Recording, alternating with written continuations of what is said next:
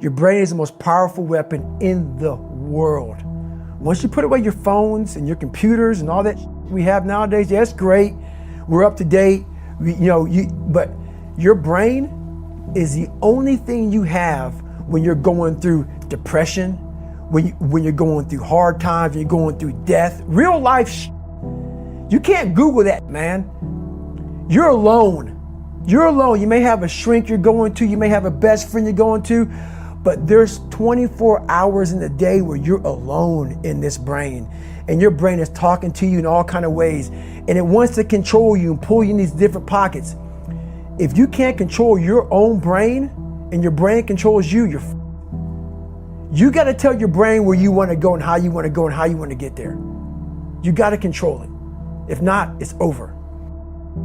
What existed for me was, okay, man, how am I going to make this work? And all I knew back then was hard work. The only way anything gets accomplished. That's all I heard back in those days. You got to work hard. You got to work hard.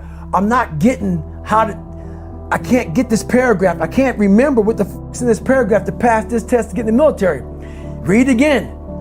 Still not getting it. Read again. But if you're not getting it, write it out. And that's how I started learning. Okay, well, I got to write out everything I do. And then write it out again. And write it out again. And guess what happened? I got it. I can't swim. I'm negative buoyant. Go back again. I can't swim. Go back again. Go back again. Go back again. I got it. I realized if I keep going back and going back and going back until the just becomes, your mind will say, okay, we're going to figure it out, because he is not going to stop. It's not like I'm going to try one more time. No, it's just like alarm clock goes off, boop, we're going back. I can't read right, we're going back. I gave myself no way out, and my mind realized that. They said, okay, we're going to adapt and overcome now. Like a lot of people say, trying hard. Your mind knows, man. It knows this guy's bullshitting me, man. This guy's lying. There's no truth behind it. When I was in Navy SEAL training, people go, how were you there for 18 months? The program was only 6 months long. You were in 3 hell weeks in 1 year. No one's ever done that. How did you do that? I talk about the new norm. When I lived in a $7 a month place when I was growing up for a short period of time, I loved it. I didn't know any different. That was my norm. Once we moved out of that place, we moved to a $236 a month place. I was like, I never want to go back to that little piece of shit. But if you go back to that $7 a month place and you realize this is where I live, this is all I got, your mind says, roger that, this is home. So when I was going through Navy SEAL training for 18 months and going back through all the hard parts over and over again, I told myself after the first time, I knew it was gonna be a long journey there. My body was breaking down. It was just how it was going on. I said, you know what, this is my new norm. So my mind said, it's like going to work. Like you go to work, you put your suit and tie on, I go into suffering every day. Every day, suffering, being broken, duct taping my feet up, stress fractures, shin splints, being broken. This is my new norm. And your mind says, if we're not broken, this ain't normal. We gotta be broken. So then your mind starts to get tougher and tougher and more callous. People go, how'd you run on broken feet? Broken shins. My mind knew this is how we operate. We're in Navy SEAL training. This is what we are. I became hell. And that became my new norm. I gave myself no way out. There was nothing outside these walls of hell. Nothing. I love God, but for a short period of time, I became the devil, because that was hell.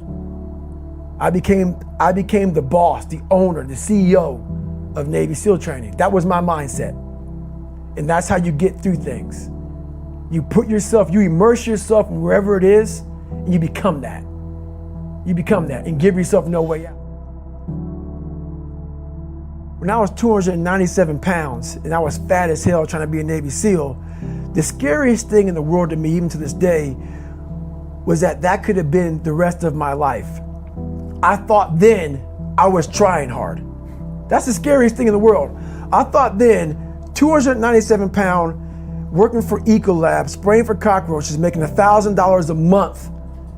I thought that was me at my 100% potential. Come to find out, a few years later, I wasn't anywhere near that. 106 pounds less, graduated Navy SEAL training, went on to do all these other things. Looking back on that, that was me trying hard. That's why people gotta understand what is in us. We have no idea until we start trying hard. And I mean really trying hard, where you're obsessed with, hey, this is my new norm. My new norm is that, wow, this isn't always fun. It's not always meant to be fun. And that's when you know you're trying hard. People hear my story and think this guy is sadistic. I realized how the brain works. I figured out how the brain works. I'm a scared kid, and that's what gives me so much power. I had no foundation, and I built this off of just researching the mind. The feeling you get is basically invincibility. You realize that you can't do it all the time. When you need to do it, I know I can go to a place that I can live in. And when you know that you can run on broken legs and you can do certain things that a lot of people can do, but they're not willing to do, this power, this sympathetic nervous system of fight or flight, and you're fighting, it gives you this charge of energy of when you're sitting there at 3:30, 4 o'clock in the morning and you're duct taping your feet up because they're broken, and you're doing it by yourself, and you're going through arguably one of the hardest training in the world. And these guys, most of them are healthy, and you're going through it broken, and you're already at a disadvantage, but you're still there. You can feed into that and tap into that for a lot of power. But if you look at it, well, I'm broken, man. I'm not gonna make it. But if you look at it as, man, I'm broken and I'm still here. And I'm fighting, and I'm gonna find a way to get through this because I have no other place to go. It gives you a lot of power.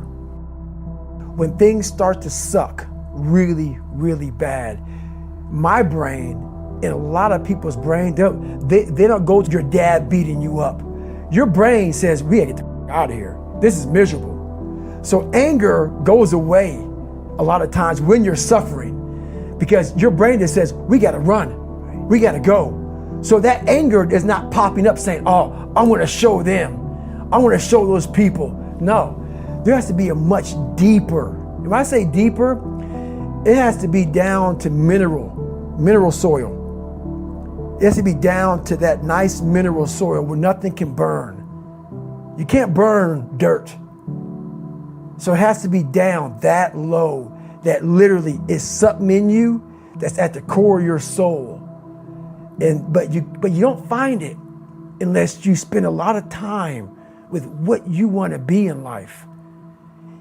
I can't give that to you. Right. You can't give it to somebody. When you find your true passion in life, and my passion for me was like, oh, I want to be, I don't give a Navy SEALs, Army, I don't give a shit. I want to serve my country. I want to be someone that I'm proud of. I want to look at myself in the mirror because I was so disappointed. That accountability mirror I talk about, I was so disappointed in what I saw every day. I wanted everybody to love David Goggins. And a lot of people did. I didn't love myself. But I knew a lot of us want to find peace first. So people say, man, you always talk about this suffering and pain and I'm at peace right now because I went through that. Right? You don't find peace first. If you do, Merry Christmas. More power to you. More power to you. I found peace on the opposite end of finding myself. And no one really finds themselves without going through trials, tribulations, suffering, accountability. And accountability is suffering. Being accountable every day for doing right for yourself, for the people next to you, it's miserable. It's hard. So, even the smallest details.